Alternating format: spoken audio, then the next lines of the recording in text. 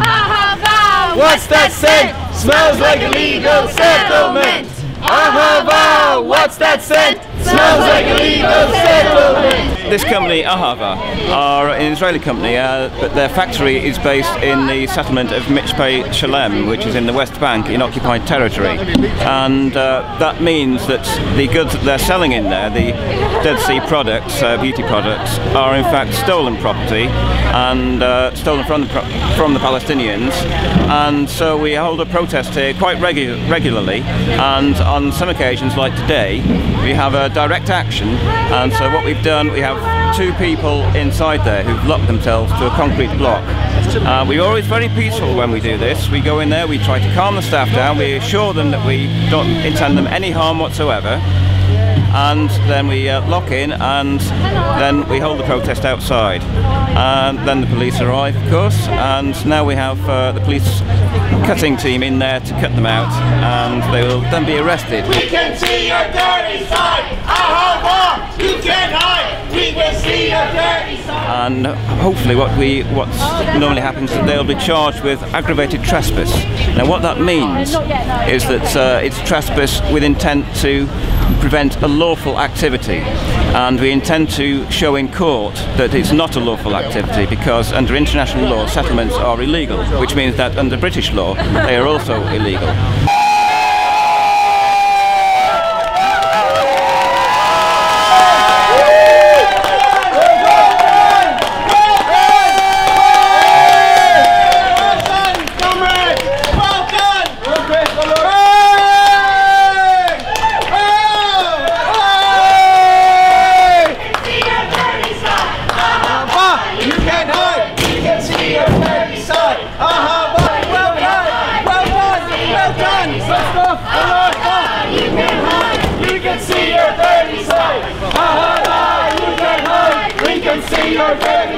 Ahava, don't you know, stolen goods have got to go. Don't buy Ahava, don't buy Ahava goods today.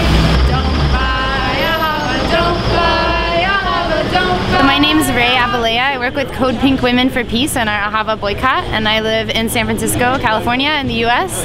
And we started boycotting Ahava in June of 2009, where we did a protest wearing bikinis in mud, and we shut down the store in Tel Aviv for a day. And since then there's been many demonstrations. We actually took our lead from a British demonstration. Ahava is an international company. They sell their products in 30 countries, and they generate over $150 million a year in revenue. And our campaign is growing every day. We've had many small successes. I came here with my colleague Nancy Krikorian at the Stolen Beauty Boycott Campaign, and we were here testifying at the Russell Tribunal on Palestine in London this weekend about Ahava's breaking of international law.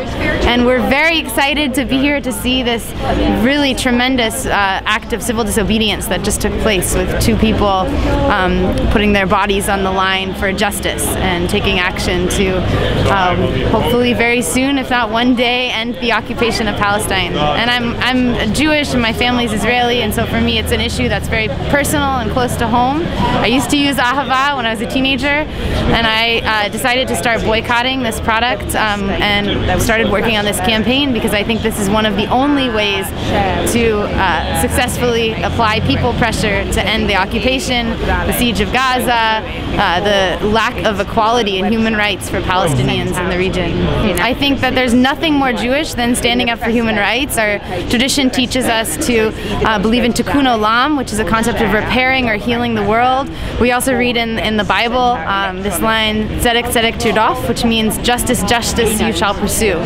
So if we're really in pursuit of justice, then we would want to be in accordance with international law, with human rights, with the United Nations, and with humanity, really. I think if we look in our hearts as human beings, and also as Jews, and as our faith instructs us, we would see that this occupation is totally out of alignment with our beliefs. And I'm part of a group in the United States called Young Jewish Proud. It's youngjewishproud.org, and we're part of Jewish Voice for Peace, and we stand up and say that this is not representing us, that the Netanyahu government and these policies aren't representing us as Jewish people, and it's really, frankly, disgraceful. There's a sort of a code of silence in the Jewish community where I think a lot of people are afraid to speak out. They're afraid that they might put their jobs in jeopardy, they might lose their family. For a lot of us who are also queer, we describe this experience like a coming out experience, and you don't know, are you going to be disowned? Are you going to be discredited? Are you going to be turned out from your whole community? And so it's scary, rightly so. And that's part of why a group of us went to New Orleans for the Jewish Federation General Assembly 2 weeks ago in the U.S.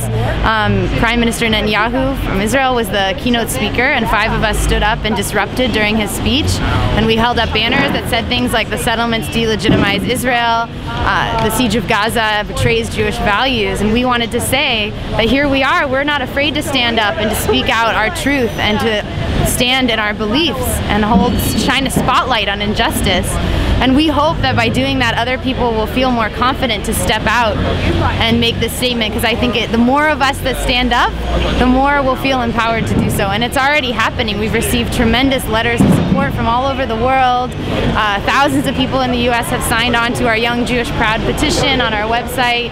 And so we're seeing that support and those conversations and dialogue happen. And it's such a needed dialogue. We can't afford to be silent about this anymore, because our silence makes us complicit with these war crimes.